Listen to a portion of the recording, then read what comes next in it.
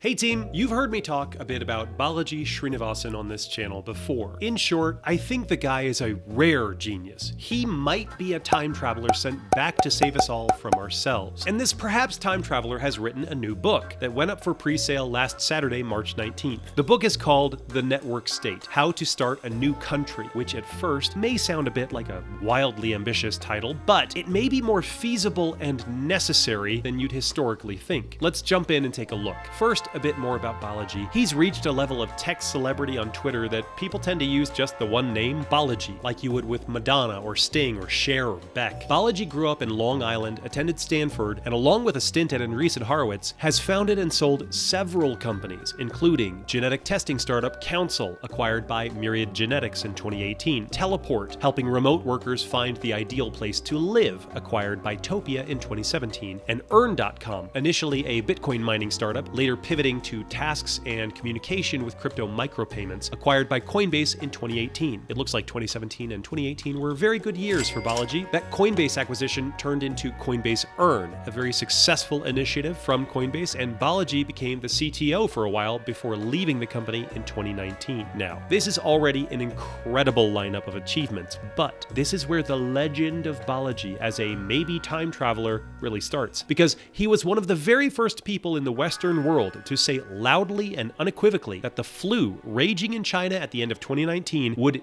definitely be a problem here in the United States and around the world. He was saying this when mainstream press outlets, even tech press, were calling him alarmist, and political leaders were either oblivious or lying. Now, the virus that we're talking about, that will go away in April. I've spoken to President Xi. They're getting it more and more under control. It's going to disappear. One day, it's like a miracle. It will disappear. We want to be vigilant about what it might be on what is out there in other places. We want to be careful about how we deal with it, but we do want to say to people, come to Chinatown. Here we are. We're, again, careful, safe, and come join us. As it turns out, and you should get used to this phrase, Balaji was right. Earlier than anybody and in specific ways that almost nobody else was. He was right about genetic testing, right about remote work, right about crypto. He was right about COVID-19, and I won't cite a source on this, but I have it on very good authority that Balaji predicted the chaotic decline of San Francisco well before anybody else. He was right, and this keeps being the case, hence the time traveler meme. So, when Balaji Srinivasan writes a manual on how to start a new country, maybe we should pay attention. So what does the book say? Well, it hasn't been published yet, only made available for pre-order a few days ago, but thankfully for us, Balaji does a lot of thinking in public, and we can get a pretty good preview of his book by looking at his blogs and Twitter history. In fact, Balaji has explicitly laid out the ideas in a single sentence, a single paragraph, and numerous essays, all prior to the book's release. He summarized it for us. He even gave a lecture series in the metaverse attended via VR about the sequence and mechanics and philosophy behind starting a new country. And man, oh man, am I kicking myself for not clearing my schedule to attend those lectures. The series is now concluded before the book's release. However, back to the network state.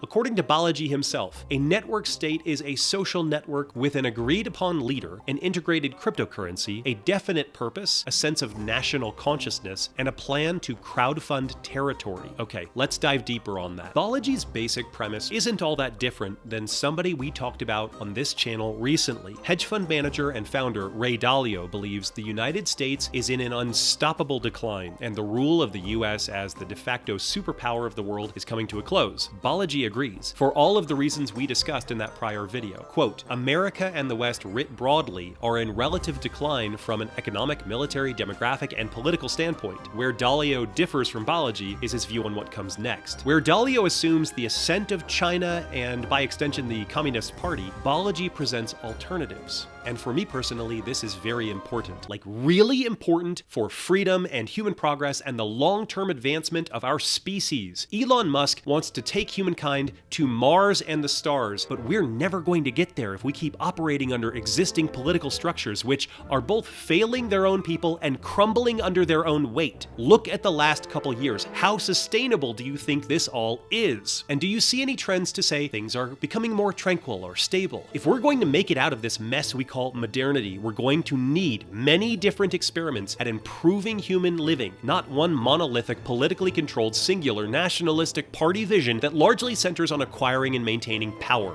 That is madness, and ultimately ruinous on a global scale. What I really would like to see is a public debate between Balaji Srinivasan and Ray Dalio. I respect both of these people tremendously, and while I side with Balaji, I think it's important to stress test your ideas by subjecting them to good faith critics who are informed and capable defenders of their counterpoints, but who are ultimately more interested in finding real answers than winning the fight. I think Balaji and Dalio both fit that description. Anyway, back to the point, Balaji presents alternatives. As he sees it, there are three basic choices we have for the near future of, shall we call it, societal superstructures. Communist capital, submission to the Chinese Communist Party and the renminbi currency. Woke capital, submission to eternally brigading internet mobs and gatekeepers in the mainstream press. Or the third, and unsurprisingly my favorite, crypto capital, Bitcoin, Web3, i.e. the network state, the title and topic of his book. In his words, we should start building towards crypto civilization. Maybe you've heard the meme about Bitcoin citadels. It's mostly a joke, for now. As the world gets crazier and crazier, as existing power structures become less and less able to deal with technological change, as they become more and more sclerotic with age, is it possible to build a safe harbor? The libertarians in the crowd might reference Galt's Gulch here. It's a very similar idea, and unlike Ayn Rand, Balaji outlines how to do it. His innovation is to start in the cloud first and migrate to sovereign land later. Think about it. This isn't the first time somebody has tried to launch a country. Establishing a new country has been done successfully before in relatively recent history. Look at Singapore, which really got its start in the 60s, or the United Arab Emirates in the 1970s. But there are major challenges with doing this. Chief among them, unclaimed land is vanishingly scarce. I like to be an explorer, like the Great Magellan. Oh, you're too late. There's really nothing left to explore. You can print money, manufacture diamonds, and people are a dime a dozen, but they'll always need land. It's the one thing they're not making anymore. Where are you going to build a country that isn't already occupied by a legacy country? The aforementioned Singapore and UAE have both conducted extensive land reclamation projects to build land out of the ocean. There are some extremely remote islands that are effectively unclaimed. Maybe you could use those. In 2015, there was a patch of land in Europe between Croatia and Serbia that, through rare and strange political circumstance, was more or less uncontested, and is now home to a startup country, Liberland. But Liberland is 2.7 square miles, locked between other countries, and land reclamation is incredibly expensive, all to build a place that might not even work, that people may never want to come to. But what if you could do it all online first? Maybe in a DAO, which they're still new and they're still getting figured out, but they have the fundamental building blocks to build equitable and functional organizations. What if you could work out the kinks? What if governance and voting mechanisms were all worked through by a dedicated group of early adopters who believed in the same articulated vision and are prepared to work toward that vision for many years? And then, what if that community can grow into millions? And what if that community can crowdfund enough money to buy land? Does that sound too far-fetched or too expensive? With the trajectory of the crypto asset class over the last decade, how long do you think it'll be before half the world's billionaires are crypto billionaires? And look around, governments are going bankrupt. And guess what they have a lot of? Land. Serendipitously, the day Balaji's book went up for pre-sale, I was at a conference where we were talking about these exact topics. It was great. There were speakers from the Charter Cities Institute and the Free Society Group. Balaji is not the only one thinking about this, even if he's way out front. These are right now fringe ideas that I believe are about to become a lot less fringe, just like cryptocurrency. There are groups trying to spearhead the establishment of new jurisdictions, new governments, new countries that would allow innovation to thrive, free from the restraints of legacy systems which are presently absolutely holding us back. There's a quote that's always stuck with me since I first heard it, from naturalist E.O. Wilson. The real problem of humanity is the following: we have Paleolithic emotions, medieval institutions, and God godlike technology, and it is terrifically dangerous, and it is now approaching a point of crisis overall. Humanity is in need of an upgrade. At the very least, an upgrade of our medieval institutions. I'll leave the discussion of upgrading our Paleolithic emotions for another day, when we really want to do a deep dive on Neuralink and the vast implications for humanity with that technology. But we can do this. It's been done before, and there are very capable people